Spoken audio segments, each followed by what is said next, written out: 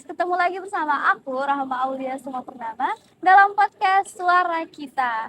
Nah, untuk kali ini kita akan ngebahas isu yang paling sering dan tidak lagi awam untuk di telinga kita mengenai isu gender.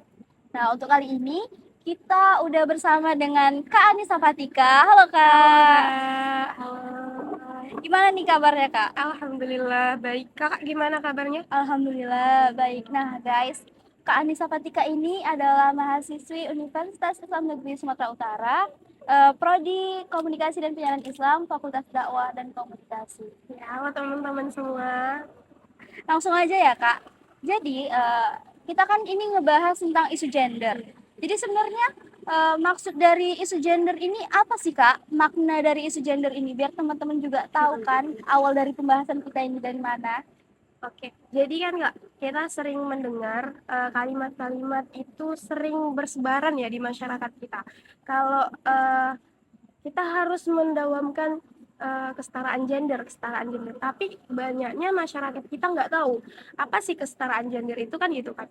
Kesetaraan gender itu adalah di mana kondisi antara laki-laki dan perempuan sama haknya terhadap apa yang dihadapkan kepada laki-laki dan perempuan. Jadi mereka memiliki sama-sama haknya, baik dalam pendidikan, ekonomi, dan juga lain sebagainya. Jadi intinya kesetaraan gender itu adalah memberikan hak atas laki-laki dan perempuan itu sama gitu. Berarti begitu ya Kak tentang isu gender ini. Bukan tentang siapa yang lebih kuat, tapi tentang keadilan untuk perempuan maupun laki-laki gitu ya Kak. Nah, jadi menurut Kakak ini, kenapa isu gender ini penting untuk kita bahas, apalagi di generasi muda kayak kita sekarang ini ya kan Kak? Menurut Kakak, kenapa sih Kak penting? Ya. Kenapa sih ini penting? Sebetulnya jawaban untuk pertanyaan itu kita sendiri yang tahu ya Kak. Dalam masyarakat kita, masyarakat Indonesia, terlebih banyaknya dari masyarakat kita di Indonesia ini menganut budaya patriarki. Jadi, di mana laki-laki dan perempuan ini dianggap sebagai dua hal yang berbeda, atau dianggap di mana laki-laki lebih unggul dari perempuan. Padahal semua memiliki peran dan kadarnya masing-masing. Jadi kenapa kesetaraan gender ini sering sekali kita dengar bahwa sesungguhnya perempuan itu harus juga diberikan hak sebagaimana laki-laki diberikan hak atas dasar baik pendidikan, ekonomi, dan lain sebagainya. Jadi tentu ini hal yang perlu sekali dibahas karena keadilan itu tadi. Tapi seringnya kita salah kaprah dalam hal ini. Kita merasa kesetaraan gender ini mendominasikan kepada perempuan. Belum tentu juga. Nggak kayak gitu sebetulnya. Tapi kesetaraan gender ini kita memberikan hak dari perempuan itu tadi gitu. Bukan siapa yang lebih unggul atas itu. Nah, tadi kan Kakak ngebahas mengenai isu gender banyak makna gitu ya Kak. Jadi kan sebenarnya orang-orang juga banyak salah mengartikan atau salah kaprah tentang isu gender ini sendiri. Jadi menurut pandangan Islam sendiri, isu gender ini yang gimana sih Kak? Nah, sebetulnya di masyarakat kita, kesetaraan gender ini sering disalahkaprahkan bahwa itu menjadi alat untuk perempuan untuk melakukan hal yang semena-mena ya. Itu hal yang salah sebetulnya. Jadi Islam membawa pandangannya sendiri. Sebetulnya kesetaraan gender yang dimaksud di sini itu bukan yang di mana apa yang didapat pada laki-laki harus pada perempuan, bukan seperti itu. Jadi dalam Islam sendiri sesuatu itu dilihat dulu dari kebutuhan, baru pemenuhan kebutuhan. Contoh, kita ambil contoh sesederhana mungkin ya. Jadi ada anak SD, lalu ada anak SMP. Perbandingannya antara anak SD dan anak SMP. Tentu kebutuhannya beda ya Kak ya. Kebutuhan mereka berdua itu beda, tapi dalam masyarakat kita dianggapnya memberikan uang jajan sama rata. 10.000 untuk anak SD, 10.000 untuk anak SMP. Dianggap itu sebagai setara. Belum tentu setara itu sama-sama membutuhkan gitu. Jadi, tentunya kebutuhan anak SD dengan anak SMP itu berbeda. Iya kan, Kak? Ya, benar banget. Bener kan? Benar. Jadi anak SD itu mungkin kebutuhannya lebih sedikit dibanding dengan anak SMP. Jadi anak SD itu mungkin cuma sebatas 5.000 aja sudah cukup ya untuk uang jajan. Sedangkan anak SMP belum lagi jajannya, belum lagi ongkosnya, belum lagi lain-lain sebagainya. Jadi dalam Islam itu dilihat sebagai kebutuhan. Di apa ya namanya ya, ditabayun dilihat apa kebutuhan lalu dipenuhi. Jadi bukan harus setara. Islam itu bukan menyetarakan tapi menyesuaikan pada kebutuhan. Begitu. Ternyata begitu guys tentang pandangan Islam tentang isu gender itu sendiri. Nah, jadi kalau ngomongin realita ini kan Kak, sebenarnya kesetaraan gender di Indonesia itu kan sudah cukup maju ya kan. Ya, benar banget. Tapi kadang masih aja muncul perbedaan pandangan, kayak Diskriminasi ya, Kak, ya? ya bisa dibilang diskriminasi ya Kak. Kayak perempuan itu nggak cocok jadi pemimpin, Iya. terus laki-laki itu nggak boleh untuk bersikap lemah lembut gitu ya kan Kak. Jadi Kakak sendiri selama hidup berapa usia Kakak? 21 atau 22 gitu ya kan? Umur Kak? dong, Kak. Aduh, salah ini kayaknya ya. Enggak sih, Kak. Selama hidup gitu lah ya Iya. kan Kak. Pernah nggak sih Kak merasa terdiskriminasi karena gender gitu Kak? Jadi sebetulnya kalau pribadi ya Kak, pengalaman pribadi, saya bersyukur sekali kalau dari keluarga tidak ada, karena dari pendidikan orang tua saya mendapatkan anak laki-laki dengan anak perempuan itu sama, pendidikannya juga sama. Jadi kalau di rumah perempuan bekerja, laki-laki juga harus bekerja. Perempuan mendapatkan pendidikan tinggi, laki-laki juga harus mendapatkan pendidikan tinggi. Tapi saya dapat dari pandangan masyarakat.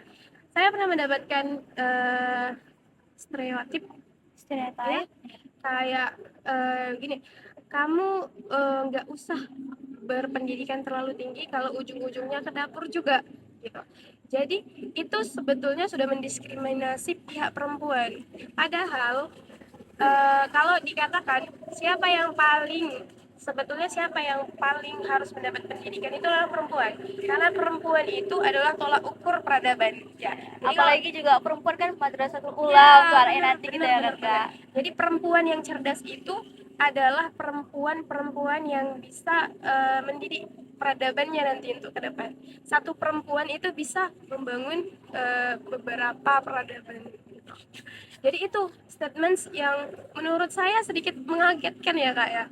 Kayak perempuan itu nggak boleh berpendidikan itu suatu hal yang wow gitu ya. Kayak kenapa perempuan gitu? Apa yang salah sama Iya, apa perempuan yang gitu? salah dari perempuan itu? Tapi jawaban saya katakan, iya perempuan bakalan balik ke dapur, tapi dapur kita berbeda. Saya cuma bilang kayak gitu doang. Ya dapur kita berbeda. Mungkin dapur yang perempuan yang tidak berpendidikan seperti ini, perempuan yang berpendidikan bakalan seperti ini. Saya katakan seperti itu. Ada perbedaan lah Iya, istilahnya ya bener gitu ya banget. kan Kak. Masalah pendidikan gitu ya kan Kak. Nah, jadi memang ya kan Kak, kadang tuh tanpa sadar masyarakat kita ini punya pandangan lama tentang Iya, benar. perempuan dan laki-laki itu kayak patriarki lah mungkin ya bisa kita bilang. Jadi menurut Kakak sendiri ini, kenapa hal-hal kayak gini tuh masih sering terjadi gitu di lingkungan kita? Jadi kan nggak, kalau kita melihat dan mirisnya terhadap negara kita termasuk negara yang minim akan literasi. Jadi sebetulnya budaya-budaya seperti ini itu masih mendarah daging di masyarakat kita itu dari budaya-budaya dahulu. Jadi dari dahulu dari masyarakat-masyarakat yang terjajah, perempuan itu dianggap sebagai cukup di rumah saja, tidak memiliki peran terlalu penting dalam sosialnya. Dianggapnya laki-laki lebih berperan penting. Jadi hal ini masih saja terus menjadi budaya kita. Masih berlanjut Iya, ya Kak? masih selanjut, Pak. Jadi ini mungkin hal yang sangat penting untuk dibasmi lah kalau dibilang ya. Apalagi di zaman sekarang kita perempuan juga sudah memiliki peran kita masing-masing gitu, walaupun masih terbatas ya, masih terbatas gitu. Jadi budaya ini itu sudah berlaku tadi dari zaman dahulu. Sekarang kita harus saling melihat, melengkapi dan saling menguatkan untuk hal itu. Iya kak, tadi kan kakak sudah membahas mengenai kayak memang isu gender ini apalagi perempuan harus di value-nya harus naikkan lah Ya, istilahnya kalau gitu benar, kan, benar banget ya dan teman-teman. harus dibasmi gitulah. Betul. Jadi kak, apa solusi dari isu gender ini supaya bisa diterima di semua kalangan masyarakat, nggak cuma laki-laki ataupun perempuan, nggak cuma perempuan atau laki-laki gitu lah kak. Jadi benar ya kak, kalau ada masalah kita harus tahu solusi. Ya. Jadi Benar kalau kita berbicara tentang isu gender ini kan, solusi yang tepat sebenarnya itu ialah pemberian pemahaman. Nah, jadi antara laki-laki dan perempuan itu harus saling memahami kalau kita semua ini sama, tapi dalam kadar dan perannya masing-masing. Itu pemahaman. Terlebih ketika kita ngomongin Gen Z ya, semua itu serba digital, semua ada pada gadget. Jadi kita sekarang ini sudah sangat-sangat dimudahkan untuk memberikan pemahaman-pemahaman bahwa kita ini sama-sama bisa hidup bersama, berdampingan antara laki-laki dan perempuan. Bukan lagi berbicara siapa yang paling unggul, tapi berbicara kita bisa hidup saling berdampingan bersama dalam kadar kita masing-masing. Kita bisa menggunakan itu sebagai media apa namanya, Media penyebaran. penyebaran informasi akan hal tersebut. Wah, keren banget ya guys bahasan kita kali ini. Mungkin itu jadi bahasan penutup kita kepada Kak Anissa Fatika. Terima kasih ya Kak karena Ya, udah terima mau kasih kembali. sharing-sharing tentang Terima kasih pandangan teman-teman ya. ya dan juga pengalamannya tentang isu gender ini. Nah, jadi teman-teman, buat teman-teman pendengar, semoga obrolan ini bisa bermanfaat, bisa juga untuk refleksi buat diri kita sendiri gitu ya kan, bahwa kesetaraan gender itu bukan tentang siapa yang lebih unggul, tapi soal kesempatan yang sama untuk semua orang. Terima kasih sudah mendengarkan suara kita kepada teman-teman semua. Jangan lupa follow podcast ini dan share kalau menurut kalian ini bermanfaat. Sampai jumpa di episode selanjutnya. Wassalamualaikum warahmatullahi wabarakatuh. Waalaikumsalam Bye warahmatullahi bye. wabarakatuh. Bye, teman-teman. Makasih Kak.